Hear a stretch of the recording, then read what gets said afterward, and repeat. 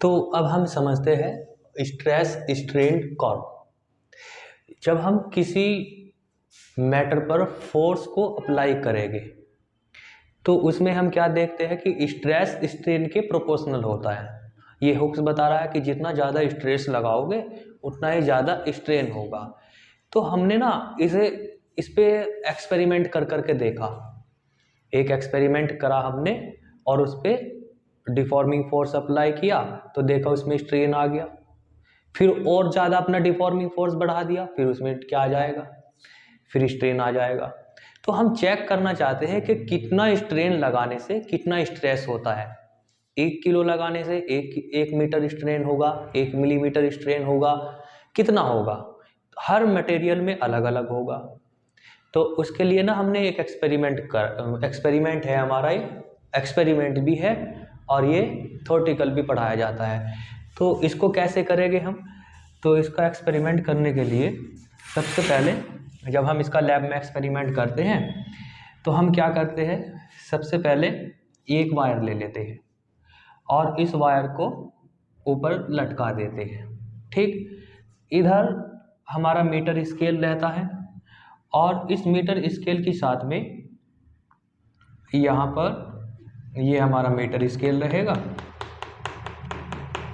ये ठीक। और इसके क्रॉस सेक्शन एरिया पर हम फोर्स लगाएंगे, यहाँ पर ये वेट लगा देंगे। तो इस वेट को हम कम ज़्यादा कर सकते हैं। और यहाँ सामने हमारी मीटर स्केल है। अब स्टार्टिंग में जब हमने इस पर कोई फोर्स नहीं लगाया, जब हमने इसमें कोई फोर्स नहीं लगाया, जीरो वेट है, तो स्ट्रेन कितना होगा इसमें? जीरो। डिफॉर्मिंग फोर्स भी कितना है? जीरो। तो ये हमने एक रीडिंग ले ली, यहाँ से कोई फोर्स नहीं लगाया, कोई रीडिंग नहीं आई, तो यहाँ पे जीरो जीरो। यहाँ पे क्या है हमारा फोर्स और इधर क्या है? Delta L upon delta L. यहाँ पे हमारा स्ट्रेन है। अब डेल्टा एल अपॉन एल, ये हमारा स्ट्रेन है। हमने क्या किया, इस पे फोर्स को अपना बढ़ाना शुरू किया। 1 न्यूटन्स, 2 न्यूटन्स, 4 न्यूटन्स, या फिर ये कह दीजिए अपने वेट्स को बढ़ाना शुरू किया। इस पे हमने वेट लगा दिया 1 kg। तो हमने देखा इसमें कुछ स्ट्रेन आ गया, वो इस स्ट्रेन को हमने यहाँ पे नोट कर लिया।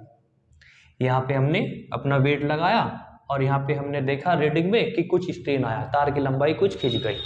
यहाँ पे नोट कर लिया हमने, रीडिंग आ गई है। फिर दूसरी रीडिंग लेना शुरू करते हैं। अब दूसरी रीडिंग के लिए हमने अपने वेट को ज़्यादा कर दिया। जब ज़्यादा वेट कर देंगे तो फिर दूसरी रीडिंग आएगी, तार थोड़ा सा और इंक्रीज हो जाएगा। उस रीडिंग को हमने यहाँ पे टैबुलेट कर लिया। तो इस तरीके से हम रीडिंग लेते जा रहे हैं और ये अपना डाटा जो है टैबुलेट करते जा रही है। फिर इसको हम देखते हैं और इसको देख करके हम एक ग्राफ बनाते हैं और वो ग्राफ हमें बताता है कि कितना स्ट्रेस लगाने से तार में कितना इंक्रीमेंट हो रहा है। उस ग्राफ को देख करके हमें पता चल जाता है। तो हमने सबके ना फिर अलग अलग ग्राफ बना करके रख दिए और ग्राफ बना करके रख दिए और उससे पता चल जाता है हमें कि ये ग्राफ किसका है, मेटल्स का है या ब्रिटल्स का है, किसका है वो पता चल जाएगा, रबर का है। ठीक है, तो एक ग्राफ मैंने तुम्हारे सामने बना रखा है, इसको बोलते हैं stress strain curve. Means stress देने से स्ट्रेन होने वाला कर्व। तो आइए इस पे समझते हैं। तो इस पे ना हमने एक एक्सिस पे स्ट्रेन को ले लेना है और 1 एक्सिस पे स्ट्रेस को ले लेना है। तो ये वाला एक्सिस हमारा हो गया स्ट्रेस का, यहाँ पे हम लिखेंगे स्ट्रेस, और ये वाला एक्सिस होगा हमारा स्ट्रेन। तो ये समझ आ गया, ठीक है। अभी मैं यहाँ से मिटा रहा हूँ इसे।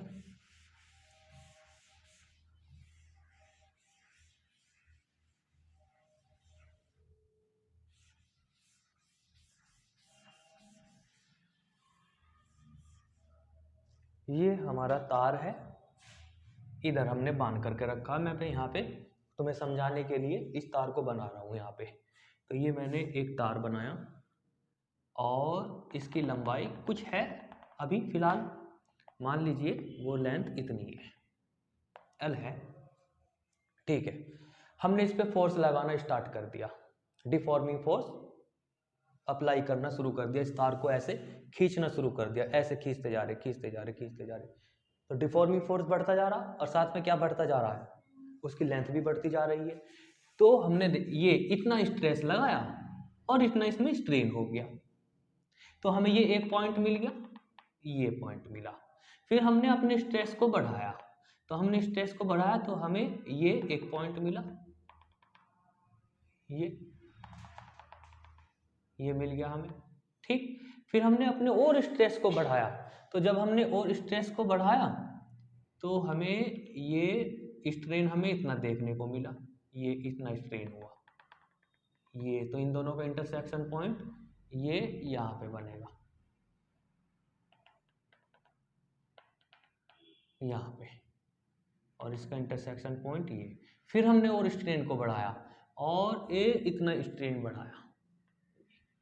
हम क्या कर रहे हैं, हम बराबर बराबर स्ट्रेस को बढ़ा रहे हैं। अगर स्टार्टिंग में हमने 1 kg इंक्रीज किया है तो फिर नेक्स्ट भी 1 kg किया, इतना 1 kg 1 kg 1 kg 1 kg 1 kg से लेंथ में जो इंक्रीमेंट आया वो हमें देखने को मिला 1 मिलीमीटर, मान लीजिए ये 1 मिलीमीटर। फिर अगला 2 kg, तो अगले 2 kg में तार की लंबाई भी कितनी बढ़ी, फिर 1 मिलीमीटर, फिर 1 मिलीमीटर, ये इतनी लंबाई बढ़ी। फिर हमने वेट कर दिया, 1 किलो और बढ़ा दिया। जब 1 kg और बढ़ा दिया तो हमें तार में इंक्रीमेंट देखने को मिला, फिर अगेन 1 मिलीमीटर। तो 1 kg बढ़ाने से 1 मिलीमीटर का इंक्रीमेंट देखने को मिल रहा है। नेक्स्ट 1 kg में भी कितने को देखने को मिल रहा है, 1 kg बढ़ रहा है तो 1 मिलीमीटर इधर बढ़ रहा है। तो यहाँ पे क्या हुक्स लॉ फॉलो हो रहा है। हुक्स लॉ क्या था कि जैसे जैसे स्ट्रेस बढ़ाओगे वैसे वैसे स्ट्रेन बढ़ता चला जाएगा। और हम अपने एक्सपेरिमेंट पे देख रहे हैं, हाँ वाकई ऐसा हो रहा है कि हमने स्ट्रेस 1 kg किया 1 मिलीमीटर इधर बढ़ गया, 2 kg किया तो 2 मिलीमीटर हो गया, 3 kg किया तो 3 मिलीमीटर हो गया। तो ऐसे ही हम देखते जा रहे हैं, लेकिन हम यहाँ पर पहुँचे। जब हम यहाँ पर पहुँचे 1 2 3 4 5, जब हमने 5 kg कर दिया तो हमें 5 मिलीमीटर इंक्रीमेंट देखने को मिला, ये तार की लंबाई इतनी हो गई, ठीक। लेकिन उसके बाद देखिए क्या हुआ, इस पॉइंट्स के बाद इससे ज़्यादा स्ट्रेस देना हमने शुरू किया। हमने स्ट्रेस दिया, फिर अगेन 1 kg, 1 kg और बढ़ा दिया हमने अपने तार पे, 1 kg और इंक्रीज कर दिया। अब हमने ये देखा कि तार की लंबाई जो है वो तार की लंबाई इतनी बढ़ी, जबकि हमने नेक्स्ट स्टेप में भी कितना इंक्रीमेंट किया 1 kg, और तार की लंबाई भी कितनी बढ़नी चाहिए थी 1 मिलीमीटर, लेकिन हमें ऐसा देखने को नहीं मिला, उसकी लंबाई थोड़ी और ज़्यादा बढ़ गई। अब यहाँ पे क्या हुआ, Hooke's law fail, Hooke's law fail. तो यहाँ से यहाँ तक हुक्स लॉ लागू होता है, लेकिन after this point Hooke's law is fail हो गया। तो इसीलिए तो लिखा है हुक्स की डेफिनेशन में, with in the elastic limit, with in the elasticity limits, with in the elasticity limits Hooke's law is follow. तो हुक्स लॉ यहाँ तक फॉलो होता है। इस पॉइंट का हमने नाम रख दिया, क्या नाम रख दिया हमने इसका, ए पॉइंट नाम रख दिया हमने इसका। कुछ भी नाम रख सकते हो आप, ABCD वगैरह। तो ये ए से ओ तक का पोर्शन कैसा है, ये वो पोर्शन है जिसमें हुक्स लॉ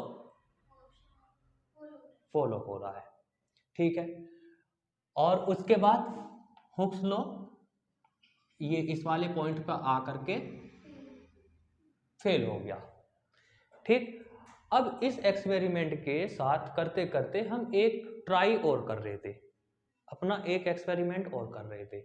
एक बात को और ध्यान में रख रखी थी हमने कि जैसे ही हमने 1 kg लगाया उसे छोड़ दिया, देखा तार वापस आया या नहीं आया। फिर 2 kg लगाया तो स्ट्रेन देखने को मिला, उसे छोड़ दिया, देखा वापस आ गया वहीं अपनी ओरिजिनल पोजीशन पे, ये यहाँ आ गया। फिर तार में ज़्यादा वेट लटकाया, फिर छोड़ दिया, फिर वापस आ गया। तो हम ये भी चेक करते जा रहे थे, हम स्ट्रेस के साथ साथ स्ट्रेन को देख रहे थे, लेकिन उसके साथ साथ में हम वेट को हटा हटा करके ये भी चेक कर रहे थे कि ये तार एक्चुअल में वापस उसी पोजीशन पे जा भी रहा है या नहीं जा रहा। तो वो जाता रहा जाता रहा जाता रहा, ये यहाँ तक जाता रहा यहाँ।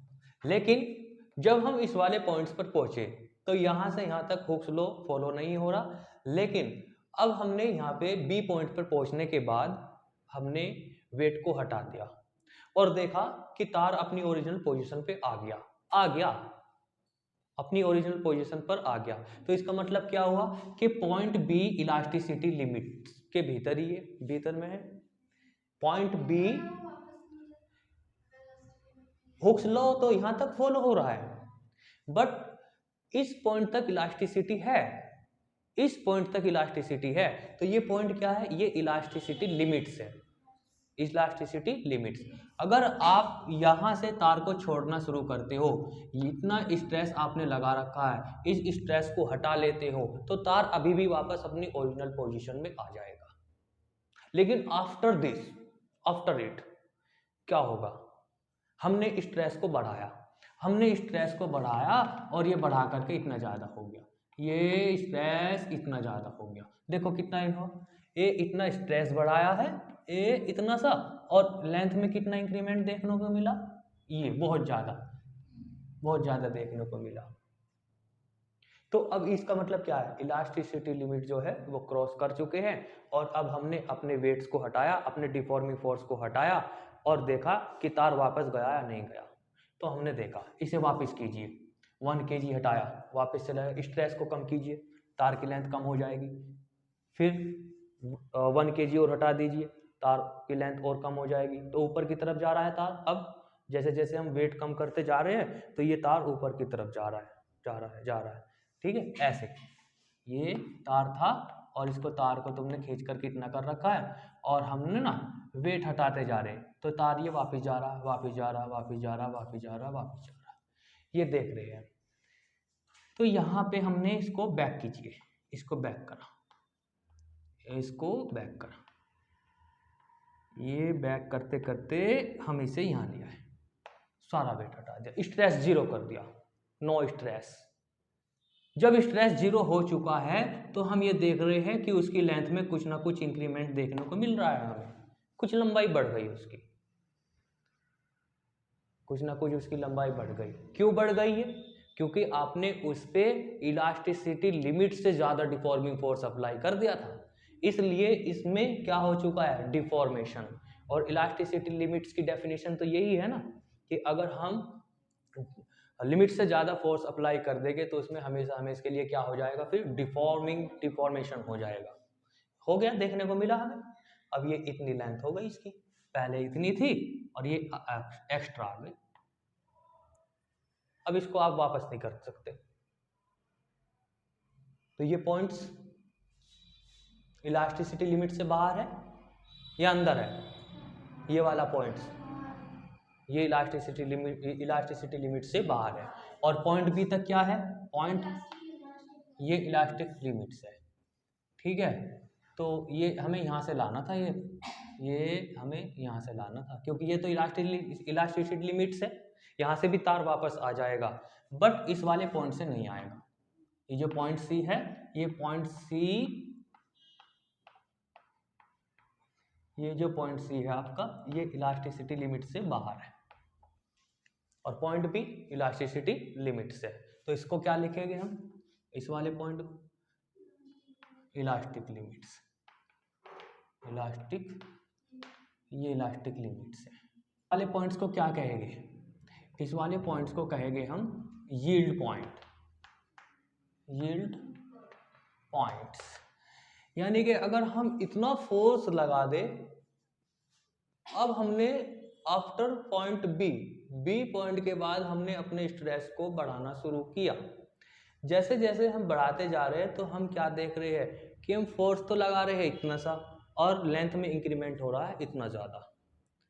तो यहाँ पर फोर्स कम लगा रहे हैं और इंक्रीमेंट ज़्यादा देखने को मिल रहा है, तो लेंथ इंक्रीज हो रही है। और इस पॉइंट पर हम पहुँचे, इस पॉइंट पर यहाँ पर बी पॉइंट के बाद अब तार ने मना कर दिया वापस आने के लिए, कि वापस अपनी ओरिजिनल पोजीशन पे वो अब नहीं आएगा। तो इस वाले पॉइंट्स को कहेंगे हम यील्ड पॉइंट्स। अगर आप यील्ड पॉइंट्स तक तार को खींच दोगे, यील्ड पॉइंट तक अगर तार को खींच दोगे तो फिर वो अपनी ओरिजिनल पोजीशन पे नहीं आएगा। छोटा तो हो जाएगा, तार की लेंथ तो कम हो जाएगी, लेकिन वो वापस नहीं आएगा। ठीक है, अब हम क्या कर रहे हैं, अब हम तार पे और ज़्यादा फोर्स लगाते हैं, देखते हैं अब क्या होता है। यहाँ तक तो पहुँच गए, आगे भी स्टडी करना चाहते हैं। तो हमने अब हमने तार पे और ज़्यादा फोर्स लगाना शुरू कर दिया। ये इतना ज़्यादा फोर्स लगा दिया, और इतना ज़्यादा फोर्स लगाने के बाद हम देख रहे हैं तार की लेंथ कितनी हो चुकी है, ये इतनी हो चुकी है, और जबकि फोर्स कितना लगाया है, इतना सा। तो तार की लेंथ अब ज़्यादा होती जा रही है, फोर्स कम लगा रहे हैं। अभी आधा किलो लगाओ, तार की लंबाई बहुत ज़्यादा बढ़ रही है। 250 ग्राम लगाओ, और ज़्यादा बढ़ रही है। तो ये देखने को मिल रहा है हमें। तो तार का बिहेवियर कैसा हो गया, without increasing the deforming force length is increasing, length increasing हो रही है, हम अपने डिफॉर्मिंग फोर्स को बढ़ा भी नहीं रहे। तो अब क्या हो रहा है, तार की लेंथ इंक्रीज हो रही है। इस पॉइंट्स पर जब हम पहुंचते हैं, तो इस पॉइंट्स पर पहुंचने के बाद अब क्या होता है, तार टूट जाएगा, तार बारीक हो जाएगा, और बारीक हो जाएगा और वो तार टूट जाएगा। अब ये जो पॉइंट्स है, अभी तार टूटा नहीं, लेकिन अब वो टूट जाएगा। इतना फोर्स अगर आपने अप्लाई कर दिया, इतना फोर्स अगर आपने अप्लाई कर दिया तार पर, तो अब तार टूटना, पक्का टूटना, तार अब नहीं बचा सकते आप उसे। अब हम क्या सोचने लगे, अब हम क्या सोचने लगे, हमें पता कि अब ये तार टूट जाएगा। हमने क्या सोचा कि हमने जो ये 10 किलो वजन इस पर लटका रखा था, इसको कम कर दो, क्योंकि तार टूटने वाला हो सकता है बच जाए। तो हमने क्या किया, 1 kg उतार के इधर फेंक दिया तुरंत। वो नहीं रुका, वो तो खींचता जा रहा है अभी भी। हमने सोचा एक और तार दो, इधर निकाल दो, वो तार फिर भी खींचता जा रहा है। फिर हमने और हटा दिया, और हटा दिया, सारा हटा दिया, अब वो तार ना रुका, वो तो खींचता ही चला गया, खींचता ही चला गया, खींचता टूट गया। तो ये पॉइंट्स, अगर यहां तक इतना मैक्सिमम फोर्स अप्लाई कर दोगे आप, तो उसके बाद आप अपना डिफॉर्मिंग फोर्स भी हटा लोगे ना, वो टूटना तय है अब उसका। तो इस पॉइंट्स को क्या बोलोगे आप, इट्स वाले पॉइंट्स को बोलोगे आप, क्या बोलोगे, तो ये है ब्रेकिंग स्ट्रेंथ। इस वाले पॉइंट को बोलते हैं ब्रेकिंग स्ट्रेंथ। यानी कि ये पॉइंट्स ऐसा है कि यहां पर उस तार की टूटने की स्ट्रेंथ है। तो किसी तार को अगर हमें तोड़ना है, तो उस तार की स्ट्रेंथ को चेक कर लो आप, कितने फोर्स से टूट सकता है वो, उतना फोर्स उस पर लगा के छोड़ तो टूट जाएगा अपने आप। फिर अपने फोर्स को तुम हटा भी लोगे, टूटना तय है उसका है। ठीक है, तो ये क्या है, ब्रेकिंग स्ट्रेंथ। बता अभी तार टूटा नहीं है, टूट जाएगा पर अब। तो इसलिए आपने अपना डिफॉर्मिंग फोर्स को कम करना शुरू कर दिया। ये कम करते जा रहे, कम करते जा रहे, देखो नीचे की तरफ जा रहा है ना ग्राफ, ये नीचे की तरफ जा रहा है ग्राफ, ये ग्राफ नीचे की तरफ जा रहा है, मीन्स आप अपना डिफॉर्मिंग फोर्स को कम कर रहे हैं। लेकिन डिफॉर्मिंग फोर्स कम करने से कोई फायदा नहीं हुआ, ये इस वाले पॉइंट्स पर आकर के ये थोड़ी देर बाद वो टूट ही गया। तो इस वाले पॉइंट्स को क्या बोलोगे आप, इस पॉइंट्स को क्या बोलोगे, ब्रेकिंग पॉइंट्स। तो ब्रेकिंग पॉइंट्स नीचे रहता है, ब्रेकिंग पॉइंट्स नीचे रहता है किससे, ब्रेकिंग स्ट्रेंथ से। अभी तार टूटा नहीं, वो स्ट्रेंथ है उसकी, लेकिन टूटेगा थोड़ी देर बाद। ये है उसका ब्रेकिंग पॉइंट, ब्रेकिंग पॉइंट्स। अब इनके हम नाम रख लेंगे कुछ भी, इसको रख देंगे ए बी सी, इसको डी रख दो, इसको ई रख दो। ठीक है, ये पॉइंट जरूरी नहीं है कि जैसे आपके ग्राफ में लिखी है हम ऐसे ही लिखे। ठीक है, फिर लैंग्वेज में चेंज कर लेना। अगर हमने इनको ए बी सी डी लिखा है, तो जो हमारी जो थ्योरी है उसमें भी उसी के अनुसार वो चेंज कर देंगे। ये होता है स्ट्रेस स्ट्रेन कर्व। कुछ समझ में आया इससे? अब इसका हम अपनी डेली लाइफ में कहाँ यूज करेंगे, कैसे देखेंगे, है ना।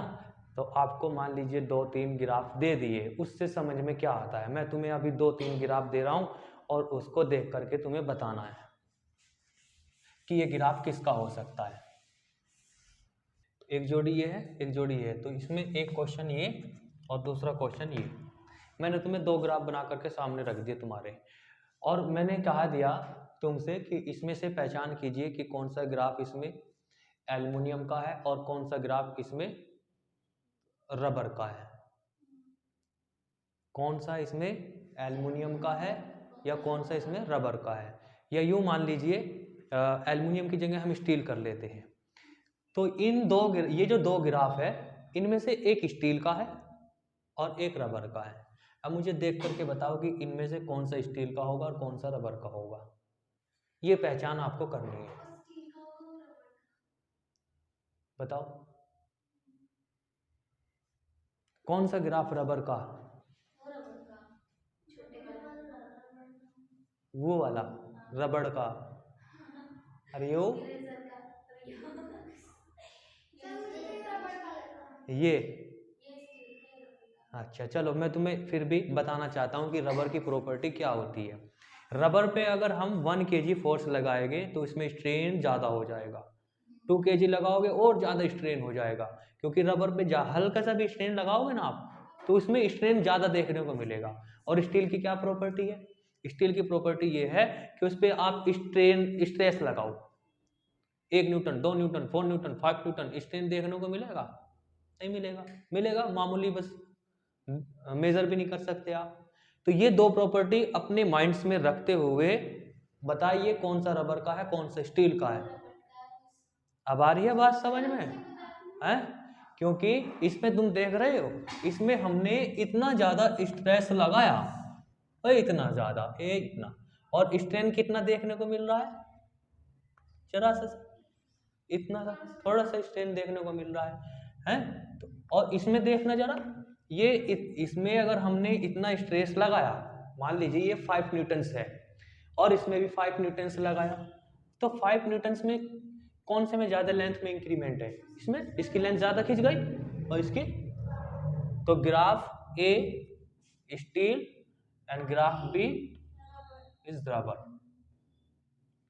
आ गई बात समझ में, ये इससे पता चल जाएगा। और दूसरा, आप स्लोप देख लेना और कुछ भी मत देखना, स्लोप देख लेना। ये इसकी स्लोप देखो, जिसकी स्लोप ज्यादा होगी समझ जाइए वो हार्ड मेटल है, मीन्स उसका जो उसकी जो रिजिडिटी है वो बहुत ज्यादा है। ये देख लो, ये देखो, इसकी स्लोप देखो, तो ये सॉफ्ट है, इसकी स्लोप कम है, इसकी स्लोप कम है, इसकी स्लोप ज्यादा है। अच्छा, फिर मैं तुम्हें एक क्वेश्चन और देता हूँ सामने, ये 2 ग्राफ है और इनमें से आपको पहचान करनी है कि कौन सा ग्राफ चीनी मिट्टी का है और कौन सा ग्राफ इसमें रबर का है। चीनी मिट्टी जिसके कप बनते हैं, जिसमें चाय पीते हो तुम,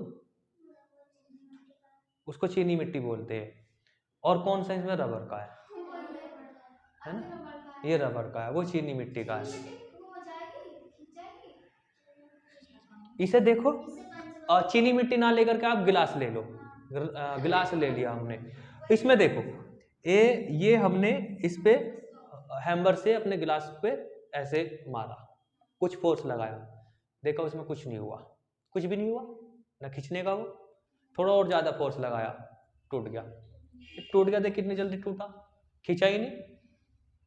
इसने टूटना पसंद करा, खींचना पसंद नहीं करा इसने, जैसे कि ये खींच रहा है, तो इसका ब्रेकिंग पॉइंट बहुत जल्दी आ गया। तो जिनका ब्रेकिंग पॉइंट बहुत जल्दी आ जाता है उनको, वे कैसे मेटल होते हैं, डक्टाइल, डक्टाइल बोलते हैं ना उन्हें, हाँ डक्टाइल बोलते हैं उन्हें, डक्टाइल मटेरियल्स, जैसे चीनी मिट्टी और जो ग्लास, ये डक्टाइल मटेरियल्स होते हैं। और ये इनका देखो, इनका ब्रेकिंग पॉइंट, इनको क्या बोलेंगे हम, इलास्टोमर्स बोलेंगे। जैसे कि रबर, प्लास्टिक पे फोर्स अप्लाई कीजिए तो वो खींचता चला जाएगा, लेकिन टूटेगा नहीं जल्दी से, बहुत देर में टूटेगा। तो इनका जो पॉइंट्स होता है, ये ब्रेकिंग पॉइंट्स होता है, ये काफी दूर होता है, इनका ब्रेकिंग पॉइंट्स कम रहेगा। क्या, ब्रिटल्स बोलेंगे हम, तांबा, पित्तल, स्टील, आयरन, इनको बोलेंगे हम ब्रिटल। हाँ खिंच जाएंगे वो, लेकिन फोर्स बहुत ज्यादा देना पड़ता है उन्हें, तो इससे ना हमें एक इंफॉर्मेशन और मिलती है कि स्ट्रेन जिसमें कम हो रहा है, समझ जाइए उसका रिस्टोरिंग फोर्स यानी कि उस पर जो स्ट्रेस है वो बहुत ज़्यादा है, यानी कि कौन मजबूत होगी, इससे ये हमें पता चल रहा है। तो मजबूत कौन होगा, जिसका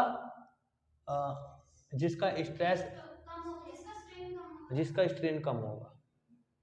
तो स्टील मजबूत होता है, बहुत बहुत ज़्यादा मजबूत होता है स्टील।